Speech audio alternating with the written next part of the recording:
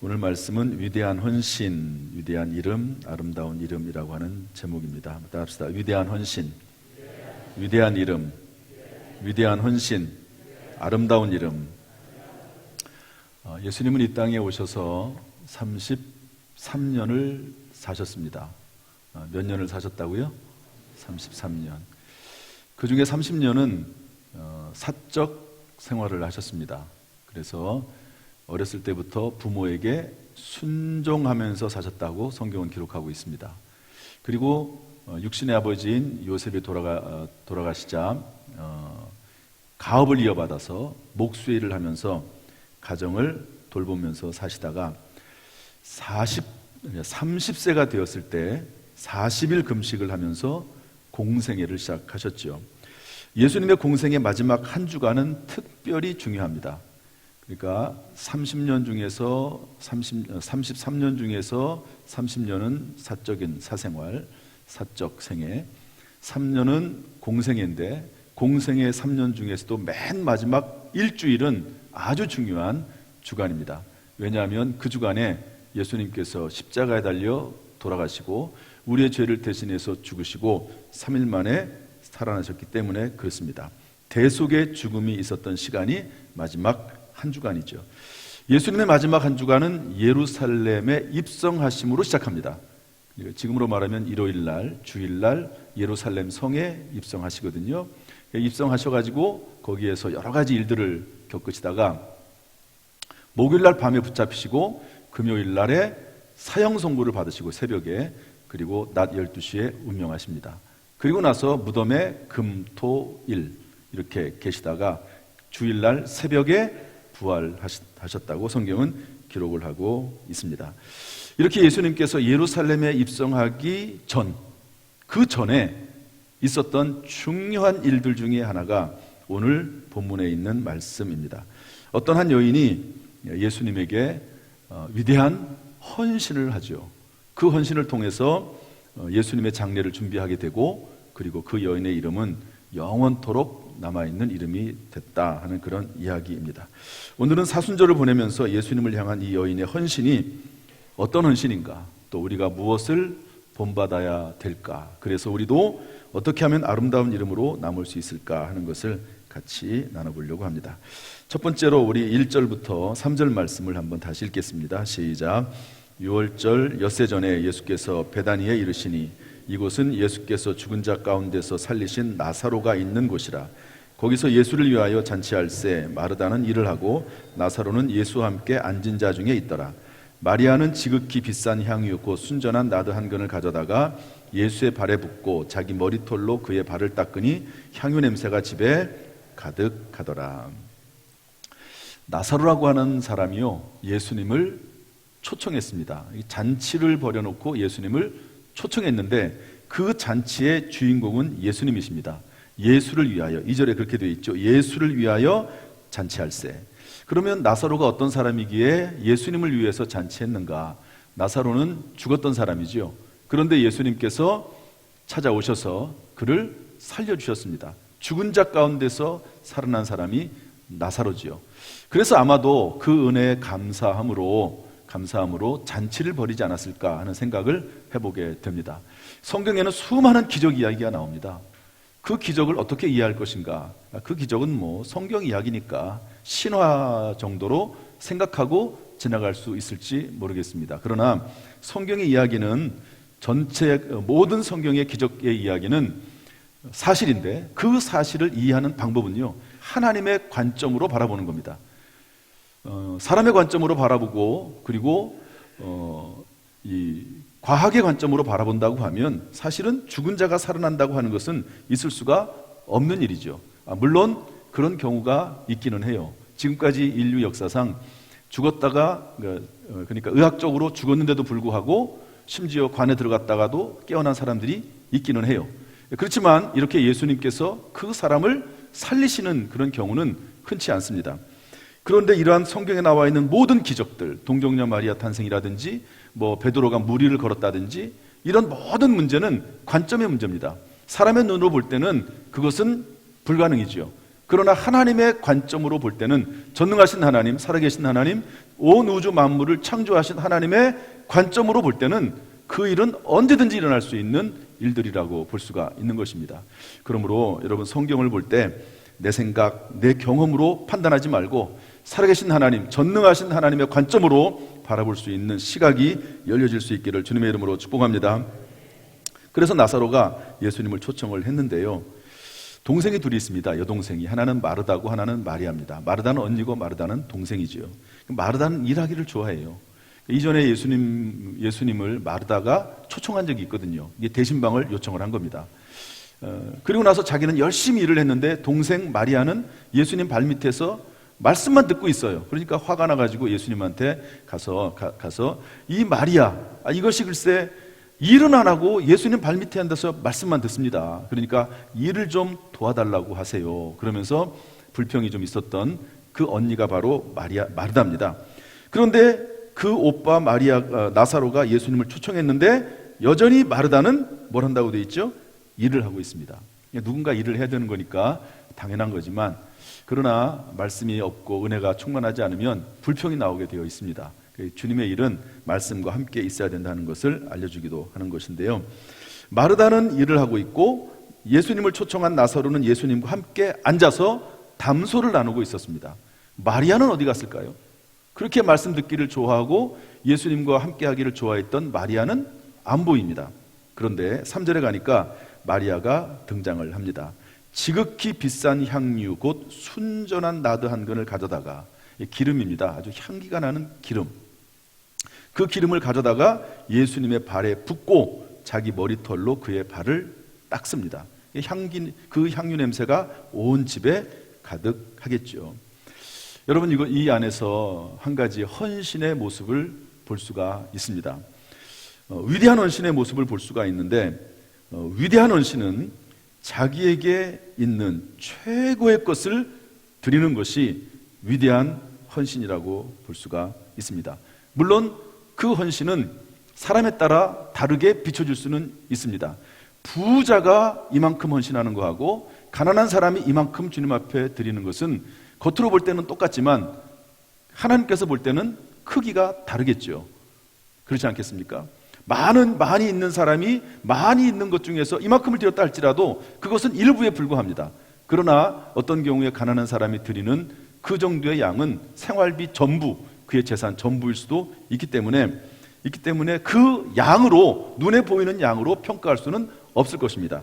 그러나 분명한 것은 위대한 헌신은 자신에게 있는 최고의 것을 드리는 것이 위대한 헌신이라고 하는 것을 알 수가 있고요, 하나님께서는 때때로 이러한 것을 요구하십니다. 하나님께서 아브라함에게 아들을 주셨습니다. 언제 아들을 갖게 됐죠? 100살 때입니다. 하나님께서 75세에 아브라함을 부르시면서 아들을 약속했거든요. 그런데 하나님께서 25년 후에 아들 이삭을 낳게 하십니다. 그런데 그 아이가 자라서 한 12살쯤 정도 됐습니다. 그런데 하나님께서 아브라함에게 명령하시기를 그 아이를 번제로 드리라, 이렇게 말씀하십니다. 여러분, 번제는 죽이는 것을 기본 전제로 합니다. 그래서 그것을 각을 뜨고 껍질을 벗기고 내장을 다 꺼내고 물로 씻고 그래가지고 단 위에 올려놓고 불 살아서 하나님 앞에 올려드리는 것을 번제라고 하거든요. 그런데 아들을 번제로 드리라고 하는 거죠. 얼마나 고민이 됐을까요? 그러나 아브라함은 그 하나님의 말씀에 순종해서 아들 이삭을 번제로 드리려고 합니다. 물론 하나님께서 그것을 막으시죠. 하나님께서 마음을 보시는 거죠. 실제로 모리아산으로 아들을 데리고 가서 묶은 다음에 칼로 잡으려고 할 때 하나님께서 막으십니다. 그리고 수양을 예비하셔서 이것으로 대신 번제를 드리라고 하죠. 이때 나온 말이 여호와 이레라고 하는 말입니다. 여호와 이레, 하나님께서 준비하신다, 이거거든요. 그러니까 하나님의 마음은 실제로 그 아들 이삭을 죽이려고 하는 것이 목적이 아니고 아브라함의 마음을 알아보시는 거죠. 그래서 하나님께서 뭐라고 말씀하십니까? 이제야 네가 나 사랑하는 줄을 알겠노라, 그러면서 아브라함을 축복하시고 그 아브라함의 후손들이 하늘의 별처럼 땅의 모래처럼 많아지겠다고 말씀하시는 것을 볼 수가 있습니다. 따라서 위대한 헌신은 최고의 것을 드리는 것이 위대한 헌신이라고 볼 수가 있습니다. 마리아가 드린 이 헌신은요, 그런데 조금 이해가 안 되는 헌신과도 같습니다. 왜냐하면 그렇게 비싼 향유, 여기 성경에 보면은 5절에 보면은 300데나리온이라 이렇게 되어 있습니다. 1데나리온은 노동자 하루 품삯이거든요. 그러니까 300데나리온이면 거의 1년에 해당하는 연봉에 해당하는 비싼 것입니다. 여러분, 우리나라 노동자 1년 연봉이 한 얼마나 될까요? 평균적으로 한 3천에서 한 4천만 원 정도 내외 이렇게 된다고 그래요. 그러니까 이 향유 한 근의 값이 한 3천만 원, 4천만 원 되는 정도의 비싼 가격이라는 겁니다.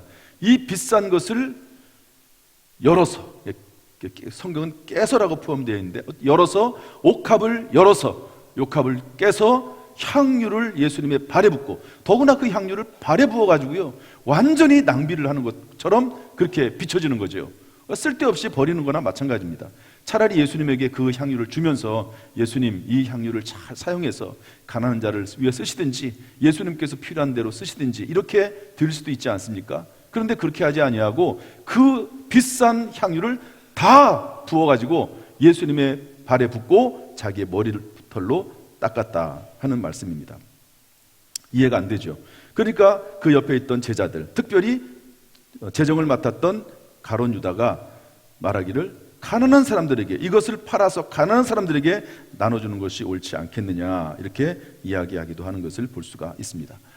여러분, 하나님께 드리는 최고의 헌신이 때때로 이해가 안 되는 것일 수도 있다 하는 것을 알 수 있습니다. 그러나 성령께서 마음에 감동하실 때 우리는 그 말씀에 순종해야 되고, 순종할 때 주시는 하나님의 또 다른 은혜와 하나님의 계획이 이루어진다는 사실을 알고, 여러분, 하나님의 그 귀한 위대한 헌신 앞에 순종할 수 있는 마음도 우리 가운데 있기를 주님의 이름으로 축복합니다. 이전에 제가 부목사로 어떤 교회에서 일을 했습니다. 그런데 그 교회가 교육관을 건축을 했어요. 그래서 부목사가 특별히 건축 헌금을 많이 할 이유는 없죠. 그러지 않습니까? 그렇다고 안 할 수는 없으니까 어느 정도 보조를 맞춰서 헌금을 하면 될 것입니다. 그런데 기도를 하는 가운데 하나님께서 마음에 감동을 주세요. 감동을 주시면서, 야, 너 교육관 지금 교회에서 건축을 하고 있는데 건축 헌금을 해라. 예, 알겠습니다. 그랬더니 그냥 알아서 그냥 내버려두면 좋은데 하나님께서 구체적으로 얼마를 하라고 말씀을 하세요. 얼마를 해라. 하나님, 제가 그런 돈이 없습니다. 그랬더니 그럼에도 불구하고 계속 하라고 감동을 주세요. 예, 하나님께서 그렇게 하라고 하시니까 하겠습니다. 그런데 순종은 하겠는데 어떻게 합니까? 제가 가진 게 없거든요. 그랬더니 하나님께서 전혀 지금까지 잊어버리고 있었던 일, 왜냐하면 그런 일은 제가 하는 게 아니고 자동이체가 된다든지 아내가 하는 일이니까, 아이들을 위해서, 두 아이들을 위해서 들어놓았던 교육 적금을 깨서 하나님 앞에 드려라. 교육관 헌금으로 드려라. 이런 말씀을 하시더라고요. 그래서 제가 알았습니다. 그래서 그 말씀에 순종을 했어요. 그래서 그것을 깨서 하나님 앞에 교육관 헌금을 드렸고, 그리고 그 교회 5년 동안 있으면서 사례비 받는 거에서 일정 부분을 떼서 헌금을 드렸고, 그 교회를 나오면서 퇴직금 받은 거 전부 다 100% 다 드렸습니다. 그랬더니 그 액수가 되더라고요. 그리고 나서 애들 교육 적금을 깼지만 우리 두 아이들은 하나님께서 대학 입학과 취직을 잘 하게 해주셨어요. 교육 적금이 없어도 모든 경비를 하나님이 다 이런저런 방법으로 다 대주셨습니다. 우리 가정의 간증이에요. 아이들이 다 알고 있습니다. 하나님께서 어떻게 해서 나를 이 대학에 들어 보내주셨는지, 하나님께서 어떻게 해서 나를 이 직장에 취직시켜 주셨는지 다 알고 있습니다. 그러니까 하나님께서 감동하실 때 그것이 이해가 안 될 수도 있거든요. 여러분, 제가 부목사 때 도저히 하나님 앞에 드릴 수 없는 헌금의 양입니다. 하나님께서 하라고 하실 때, 또 어떻게 하라고 물어봤을 때 하나님 말씀에 순종했더니 하나님께서 그렇게 길도 열어주셨던 것을 볼 수가 있습니다. 제가 이 말씀을 준비하면서 옛날 생각이 났어요. 여기 옥합을 깨뜨려서 하나님 앞에 예수님의 발에 부었거든요. 그런데 우리 교회가 이 성전을 건축하면서 이 말씀을 근거로 해서 옥합 헌신주의를 드린 적이 있습니다. 그때가 언제냐면 2014년 7월 6일이에요. 2014년 7월 6일. 그러니까 약 한 9년 전 됐겠죠. 지금 2023년도니까. 9년 전에 이 건물을 2014년 후반기에 이 건축을 시작했거든요. 그러면서 재정이 하나도 없었습니다. 그때 딱 1억 원이 있었습니다. 그런데 그 1억 원도 건축 설계하면서 설계비로 다 나갔습니다. 그러니까 아무것도 없는 거죠. 그런 상태에서 성전 건축을 선포하고 진행을 했는데, 옥합 헌신주의를 드리면서 성전을 건축하기 위해서 우리가 하나님 앞에 헌신하자 그런 이야기를 했습니다. 그리고 기도하면서 그날 7월 6일 날 하나님 앞에 헌금을 하든 작정 헌금을 하든 그랬는데요. 당일날 헌금이 3억 6,258만 5,710원 성도들이 그렇게 헌금을 하셨습니다. 작정 헌금은 10억 8,369만 원을 작정하셨어요. 이 두 가지를 합하면 약 한 14억 원 정도가 되는 거죠. 이것을 시작으로 해서 우리 교회가 성전을 건축하게 됐습니다. 어떤 분은 현금이 없으니까 주식을 드리기도 하고요. 어떤 분은 금은 폐물을 드리기도 했습니다. 무엇이 됐든지 간에 하나님 앞에 드리고 싶은 마음을 하나님 앞에 표했고, 그리고 하나님 앞에 헌신을 한 것이죠. 저도 역시 하나님 앞에 드릴 재정이 있는 게 아니니까 그때 제가 어떤 일을 했냐면 생명보험을 깼습니다. 저희 여동생의 남편이 이제 갑자기 과로사로 죽었거든요. 그러니까 그걸 보고 이 목회자는요, 저축을 하는 게 아니잖아요. 그러니까 혹시 내가 죽으면 가족들은 어떻게 될까 해가지고요, 제가 부목사 때 들어오는 그런 생명보험이 있습니다. 계속해서 담임 목사가 되고 또 당진에 와서도 계속해서 부었던 그 생명보험이 있는데, 그 생명보험을 깨서 우리 건축헌금으로 드렸습니다. 저를 비롯해서 우리 모든 성도님들, 장로님들, 또 권사님들, 안수집사님 이런 분들이 헌신을 했기 때문에 오늘 우리가 이렇게 밝고 아름다운 성전에서 예배를 드리고 있는 것이고, 믿음의 다음 세대를 길러내고 있는 것이죠. 헌신 없이 어떤 결과가 나타날 수는 없는 겁니다. 이 예배당, 우리 교회는 영화부가 있고 유치부가 있습니다. 우리 당진에 영화부와 유치부가 구별되어 있는 그런 교회가 그렇게 많지 않습니다. 그런데 우리는 4살까지는 영화부, 그리고 7살까지는 유치부를 드리고 있는데요, 그 부서들이 예배를 많이 드리고 있어요. 심지어 영화부 같은 경우는 예배를 드리면서 원래 영화부 공간이 있었는데 좁아가지고 학생부까지 터가지고 예배를 드리고 있는데, 지금은 그 공간도 좁아가지고 더 큰 공간을 필요로 하는 그 정도가 됐습니다. 물론 부모님들도 이제 영화부 같은 경우는 이제 엄마나 아빠가 같이 예배를 드리기도 하기 때문에 그렇긴 하지만, 어쨌든 그렇게 예배를 드리고 있게 된 건데, 그것은 전부 누군가 위대한 헌신을 했기 때문에, 하나님의 말씀에 순종함으로 헌신을 했기 때문에 주어진 일이라고 하는 것을 우리가 잊어서는 안 되는 것이죠. 여러분이 마리아가 하나님의 말씀에 순종하고 성령의 말씀에 순종해서 헌신했던 것처럼, 우리의 삶 가운데 하나님이 감동하실 때 믿음으로 또 하나님의 지혜를 구해서 순종할 수 있는, 헌신할 수 있는 저와 여러분 될 수 있기를 주님의 이름으로 축복합니다. 3절 말씀을 또 보니까 뭐라고 되어 있냐면, 예수의 발에 그 향유를 붓고 자기의 머리털로 예수님의 발을 닦았다고 되어 있습니다. 여러분, 예수님의 발을 닦으려면 어떻게 됩니까? 머리털로 닦으려면 머리를 숙여야 되겠죠. 무릎을 꿇어야 되겠죠. 자세를 최대한 낮춰야 되겠죠.